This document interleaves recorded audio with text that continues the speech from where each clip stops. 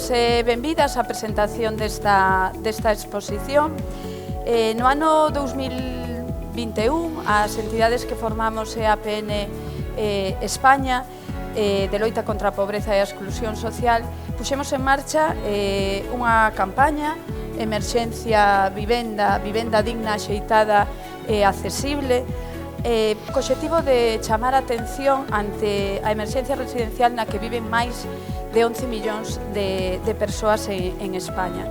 Unha problemática que, ademais, consideramos que non está a ter resposta nos últimos anos por parte das diferentes administracións. Esta realidade tamén se fai presente en Galicia e, por iso, dende EAPN Galicia puxemos en marcha unha exposición como a que vamos agora a presentar, tamén entendendo que a vivenda ten que ser unha prioridade da axenda pública e tamén dos orzamentos e das diferentes actuacións que se leven a cabo. Ter unha vivenda digna, accesible e axeitada é un factor clave tamén para a inclusión social. Dende a campaña Emerxencia Vivenda nace, como dicía antes, esta exposición con o xeito tamén de dar visibilidade aquí en Galicia da gravidade da situación da vivenda en Galicia e reclamar tamén o aumento de presuposto, de orzamento, neste caso, en materia de vivenda, tanto a Xunta como os concellos galegos, así como tamén a necesidade de coordinarse cas entidades do terceiro sector. A exposición forma parte do traballo de diferentes entidades, onde tamén se visibiliza as problemáticas de acceso á vivenda, como dicía antes tamén, digna, axeitada e accesible, que van a presentar ademais diferentes compañeiras de entidades de EAPN Galicia, e a través das diferentes fotografías, que ademais son fotografías actuais e reais, que se fixeron chegar no marco dun concurso dentro desta campaña, as fotografías recollen tamén testemunhas e información onde se pretende dar visibilidade a diferentes situacións nas que vades ir vendo, situacións de non salubridade, de non habitabilidade en moitas das vivendas, tamén das dificultades que teñen os mozos e as mozas para poder emanciparse, persoas tamén que se atopan en situacións de pobreza severa, vivendas con dificultades de accesibilidade que impiden que moitas persoas podan sair dos seus fogares, e logo tamén como as vivendas están tendo unhas rentas de alquiler pouco accesibles. E tamén vemos, e faise visible, a cara máis crúa da exclusión residencial en situacións de senfogarismo, de infravivenda e de chabolismo. Como decía antes, as fotografías e as testemunhas son reais, e darvos as grazas tamén a todas as entidades e todas as persoas que participaron deste concurso. Vamos ir pasando por diferentes fotos e exposición que vamos a ir tamén comentando. Temos aquí unha pregunta que é aspiradora de rendas. Cando falamos de que a vivenda é unha aspiradora de rendas, queremos decir que a vivenda supón un elevado gasto, vemos como ademais vaise incrementando, no ano 2002 a renda media mensual estaba en 472,25 euros e chegando agora no 2023 a 474,10 euros. Isto supón que moitas das familias e persoas que se atopan en pobreza teñan que priorizar os gastos de vivenda sobre outros gastos fundamentais como é a alimentación e que impide, sobre todo, procesos, medidas que se están poñendo tamén en marcha de cara á inclusión social. Temos tamén datos de diferentes de evolución de prezos dos alugueiros nas 7 principales cidades e faise visible ese incremento de rendas. Máis de o 30% da renta disponible, da renta das familias e das persoas, está indo a cubrir solamente os gastos de vivenda. Nas familias máis vulnerables, que fan un maior esforzo para poder pagar a vivenda, tanto en propiedade como en alugueiro, está supoñendo un 50% deste gasto. A exclusión residencial severa sería aquelas situacións nas que unha familia vive nunha infravivenda, que sería cando non se dan as condicións mínimas de habitabilidade. Antes da pandemia, segundo o informe FOESA, en Galicia había un 35% de persoas que vivían en situación de infravivenda. Este porcentaxe se incrementa ao 60% cando falamos de familias en situación de pobreza severa. O chabolismo, a pesar de que é un fenómeno residual, é un problema estructural e afecta principalmente as familias xitanas. Segundo o dato que temos do mapa estudio de vivenda e comunidade xitana da Fundación Secretariado Xitano, en Galicia somos a comunidade autónoma en España que temos un porcentaxe maior de chabolismo relativo. Un 13% das familias xitanas residen en chabola. O que pedimos dende a Rede Galega de Loita contra a Pobreza e desde as entidades é que se poña en marcha un plan de erradicación do chabolismo. Hai un mandato da Comisión Europea a todos os Estados membros que en 2030 deberíamos chegar a chabolismo cero e dende a rede o que intentaremos, o que imos a traballar para que iso se cumpla tamén en Galicia, como vos dicía, porque o chabolismo, de feito, podese erradicar. Tamén queríamos facer relación á infravivenda porque sabemos que hai un problema importante de vivendas que non cumplen eses requisitos mínimos de habitabilidade e queríamos poñer o foco na responsabilidade das administracións para que se supervisen esas vivendas e se tomen as medidas adecuadas e que o alugueiro se faga nunhas condicións de habitabilidade axeitada. Tener la oportunidad de acceder y disfrutar de una vivienda digna es un factor clave para la inclusión social, pero desgraciadamente no todas las personas tienen garantizado este derecho. Los últimos datos del Instituto Nacional de Estadística de 2022 cifran a las personas sin hogar en Galicia en 2.387. Esto significa un 8,4% de las personas en España en esta situación. Esta cifra se refiere a las personas que fueron atendidas en centros asistenciales y de restauración, lo cual indica que tampoco están todas. Otro dato que hace referencia el INE es que más de la mitad de estas personas son mayores de 45 años y yo añadiría que muchas de ellas, la mayoría, viven en las ciudades, porque es en los lugares donde encuentran más servicios y recursos de soluciones temporales a las que pueden recurrir. Evidentemente, estos datos son más elevados que los del informe anterior y esto nos indica que es una situación que no solo disminuye, sino que está aumentando todos los años. Por lo tanto, es fundamental que debemos decidir como sociedad qué mecanismos podemos establecer para que todas las personas puedan acceder a un derecho fundamental como es el de la vivienda.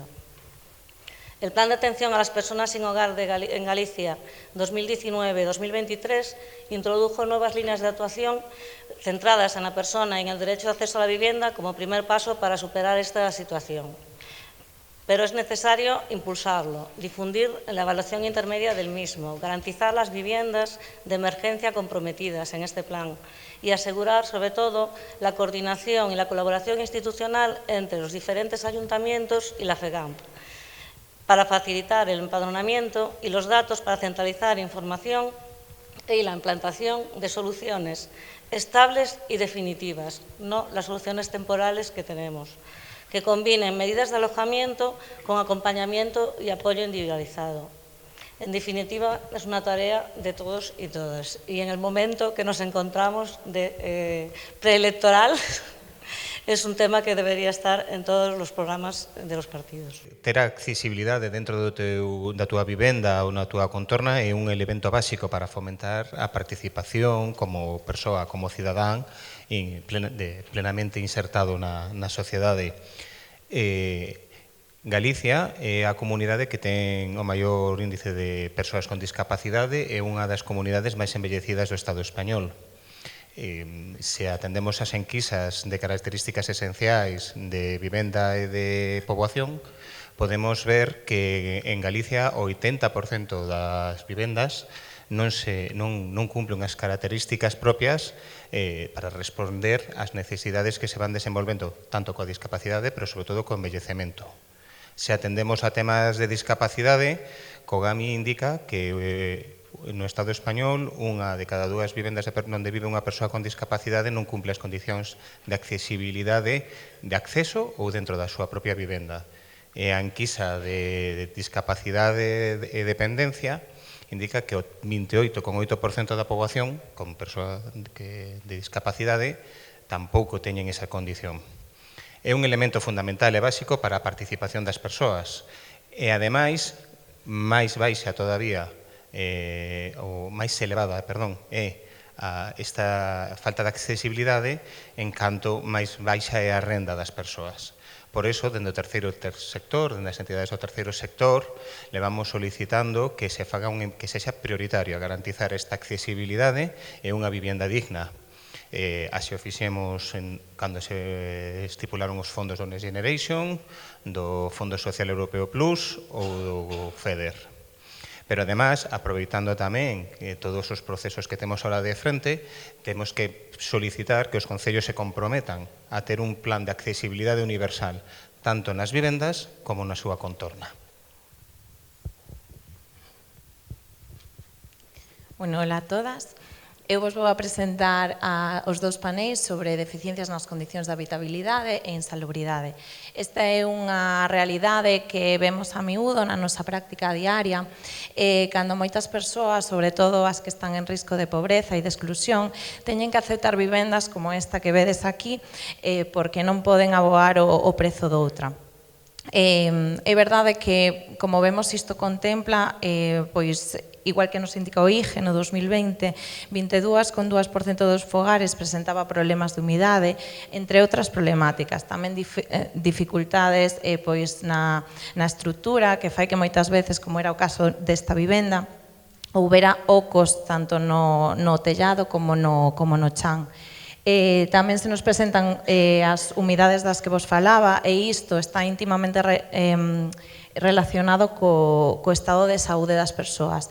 De feito, dende Provivienda temos un estudo feito que se chama La Casa nos enferma, no que se relaciona que aumentan os problemas de saúde a nivel respiratorio cando hai problemas de humidade. Tamén a falta de luz solar fai que as persoas aumenten tamén os seus problemas de saúde, como son psicolóxicos, non? E aumenta a depresión, aumentan os estados de ansiedade, e isto fai que as persoas realmente non teñan o 100% da súa enerxía implicada en mellorar o seu proceso vital. Sí que nos gustaría que as vivendas que están baixo réxime de alugueiro que fosen supervisadas e que as administracións se implicasen nesta labor facendo unha inspección sobre as vivendas que actualmente se están alugando e nas que as persoas non poden vivir de ningún xeito. Grazas.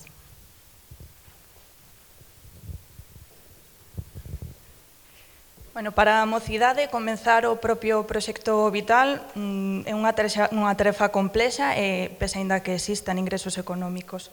Segundo os datos do Instituto Galego de Estatística, algo máis de 250.000 mozas e mozos entre 18 e 34 anos residían na vivenda familiar en 2021. Sen embargo, case 7 de cada 10 mozas e mozos que residían nestas vivendas familiares teñen algún tipo de ingreso económico e non se independizan. Dispor, por tanto, de ingresos económicos non é garantía suficiente para poder independizarse. Pois un terzo de galegas e galegos entre 18 e 34 anos que residían na vivenda familiar en 2021 cobraban nómina durante todo o ano. Por tanto, o risco de pobreza ou exclusión social aumenta para a mocidade que abandona a vivenda familiar. Segundo o Instituto Galego de Estatística, un 21,2% da mocidade que reside na vivenda familiar está en risco de pobreza ou exclusión social, fronte a un 15,2% naqueles que sí que residen na vivenda familiar. Mencionar aqueles mozas e mozos que se atopan tutelados pola administración. Segundo os datos máis recentes, un 47% de mozas e mozos tutelados emancípase en situación precaria. Pese a que a idade media de emancipación é moi alta, como comentaba agora, estas mozos e mozos deben asumila a marchas forzadas, a maioría sen apoio familiar e, por tanto, dun fogar ao que retornar. En definitiva, a emancipación da mocidade é misión imposible. Bo día, esta é a imaxe do abandono do medio rural galego, no que hai a dificultade de acceso a vivenda unido a factores de exclusión territorial, como pode ser a dificultade de acceso a servicios básicos de transporte, servicios sociais, sanitarios e educativos, pois fai que afondemos cada vez máis no despoboamento. Dase a paradoxa de que no medio rural galego hai miles de vivendas baleiras, vivendas que non están mobilizadas e moitas delas non teñen condicións de habitabilidade axeitadas. Temos, pois, por poñer algún exemplo, algunha vila que ten vivenda construída para 25.000 habitantes, solo ten 10.000 habitantes e, sin embargo, hai dificultades de acceso á vivenda. Ao mesmo tempo, hai vivenda en máis das administracións públicas que tampouco está mobilizada. A todo isto hai que unirlle que, aínda que haiga programas moitas veces para que a poboación máis nova poda acceder á vivenda, pois a realidade demóstranos que cando se quere acceder a ela, pois hai innumerables dificultades, como poden ser as alteracións catastrais ou a falta de rexistro de moitas das vivendas do medio rural que en realidade están dificultando este acceso. Polo tanto, é urxente que dende as administracións locais se tomen medidas para a información e o asesoramento das persoas que queiran acceder á vivenda e tamén para a mobilización de esa vivenda, incluso vivenda que, como dixen, está en maus das propias administracións, como pode ser en moito caso a administración educativa. E por outro lado, tamén compre que se poña en marcha pois aqueles plans de acceso e mantemento de vivenda dos que se fala na Lei de Impulso Demográfico de Galicia.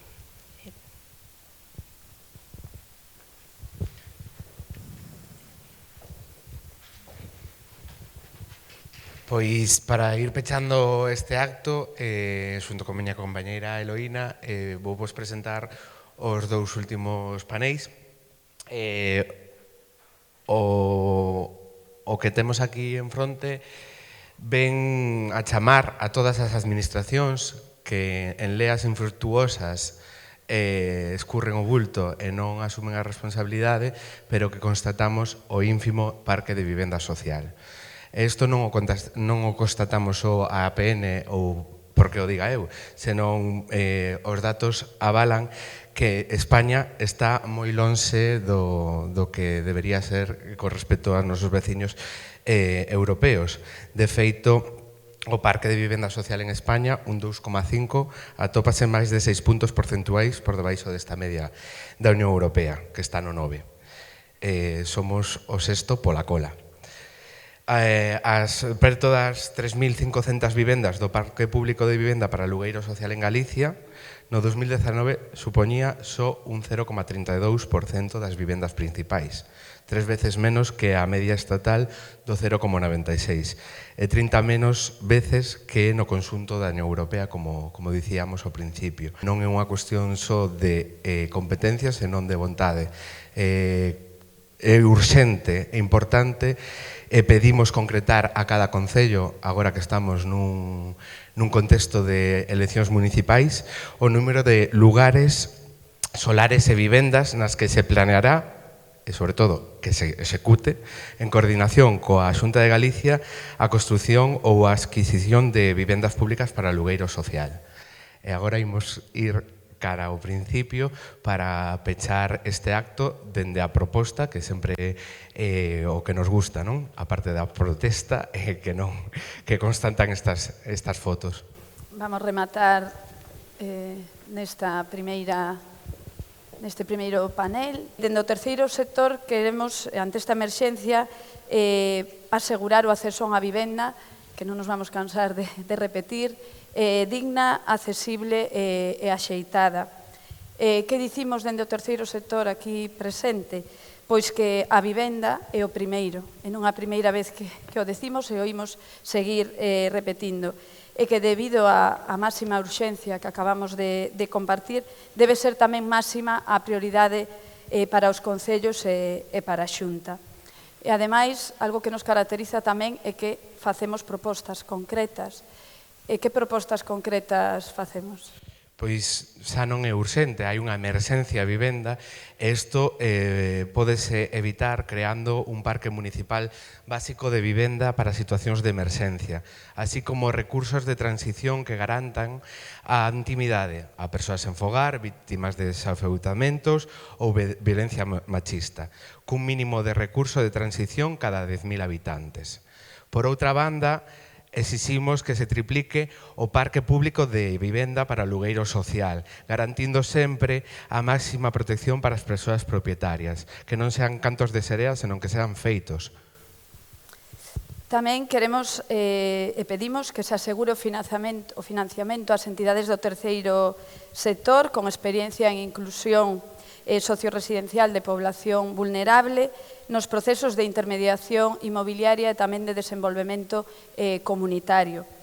Tamén a creación en cada concello dunha oficina ou servicio de vivenda que asesore, que facilite ás persoas en situación de vulnerabilidade o acceso ás diferentes medidas, axudas, subvencións a nivel de Europa, a nivel autonómico, a nivel de concello, tanto para fins de rehabilitación como de accesibilidade ou incluso de eficiencia enerxética, asegurando a coordinación tamén desde estas oficinas cos servizos sociais que permita acompañar no proceso social. E principalmente, que tamén se comentaba antes, o que facemos é interpelar ante as próximas eleccións municipais do 28 de maio a cada unha e cada unha das candidatas con tres preguntas que lanzamos a cada unha das candidatas ou candidatos e no marco da súa localidade. Tres preguntas, unha, cantas vivendas se comprometen a facilitar na vindeira legislatura?